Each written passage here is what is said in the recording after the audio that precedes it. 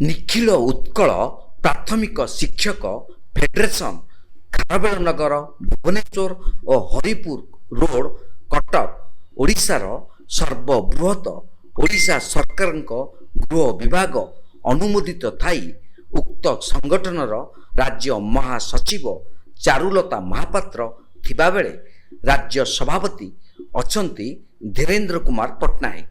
କିନ୍ତୁ ଦୁଃଖ ଓ ପରିତାପର ବିଷୟ ଏହିକି ସଂଘ ବିରୋଧ କାର୍ଯ୍ୟକ୍ରମ ଯୋଗୁଁ ରାଜ୍ୟ ସଂଘରୁ ପଦ ରହିତ ତଥା 5 ବର୍ଷ ପାଇଁ ନିଲମ୍ବନ ହୋଇଥିବା ବ୍ୟକ୍ତି ରମଣୀ ରଞ୍ଜନ ତ୍ରିପାଠୀ ଓ ଜ୍ୟୋତି ରଞ୍ଜନ ଦାସ ରାଜ୍ୟ ସଂଘର ନକଲି ପ୍ୟାଡ୍ ତଥା ରେଜିଷ୍ଟ୍ରେସନ ନମ୍ବର ବ୍ୟବହାର କରି ଆସନ୍ତା 20/9/2024 ତାରିଖରେ ଟାଉନ ହଲରେ ନୂତନ ଶିକ୍ଷାନୀତି 2020 ପ୍ରସଙ୍ଗ ଉପରେ ଆଲୋଚନା ଚକ୍ର ଓ ରାଜ୍ୟ କାର୍ଯ୍ୟକାରିଣୀ ବୈଠକ ଆୟୋଜନ କରିବାକୁ ଯାଉଛନ୍ତି। ଉକ୍ତ ଦିନଟି ଏକ କାର୍ଯ୍ୟକ୍ରମ ଦିବସ ଅଟେ। ଶିକ୍ଷକ ଶିକ୍ଷୟିତ୍ରୀମାନେ ଶିକ୍ଷାଦାନ ଛାଡ଼ି ଆଲୋଚନାରେ ଅଂଶଗ୍ରହଣ କରିବା କେତେଦୂର ଯଥାର୍ଥ, ଯାହାଙ୍କର ଜିଲ୍ଲା ବା ବ୍ଲକ ସ୍ତରରେ କୌଣସି ସଂଗଠନ ନାହିଁ।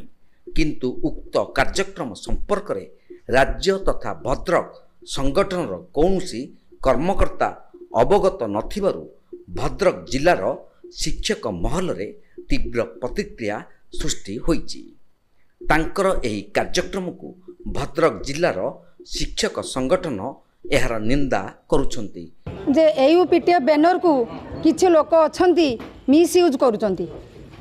ଆମର ଯେତେବେଳେ ବିଗତ ଦିନରେ ଯେତେବେଳେ ଆମର ଶିକ୍ଷକମାନଙ୍କର ଦାବି ହାସଲ କରିବା ପାଇଁ ଆନ୍ଦୋଳନ ହେଇଥିଲା, ସେତେବେଳେ ଆମର AUPTF ବ୍ୟାନରରେ ଆମର AUPTFର ସଭାପତି ଥିଲେ ଆମର ରମଣୀ ରଞ୍ଜନ ତ୍ରିପାଠୀ।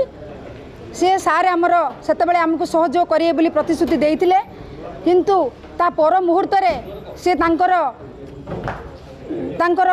ମାନେ ଆମକୁ ଆଉ କିଛି ସହଯୋଗ କଲେନି କି ଦେଖା ବି ଦେଲେନି, ଆମେ ତାଙ୍କ ଚେହେରା ବି ଦେଖିନୁ।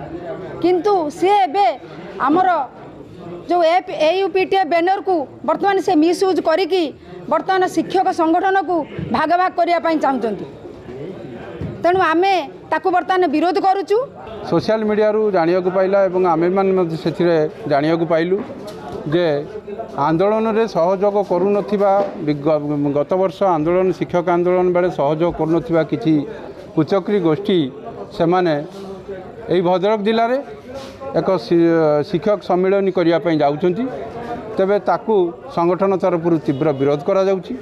सेमानकु एई संगठन 6 मास तळे तांगु निलंबन करा जाइछि। राज्य संघ तांगु निलंबन करिछि। सेथिरे तांकर संगठन विरोधी कार्य पाई तांगु निलंबन करा हैतिला।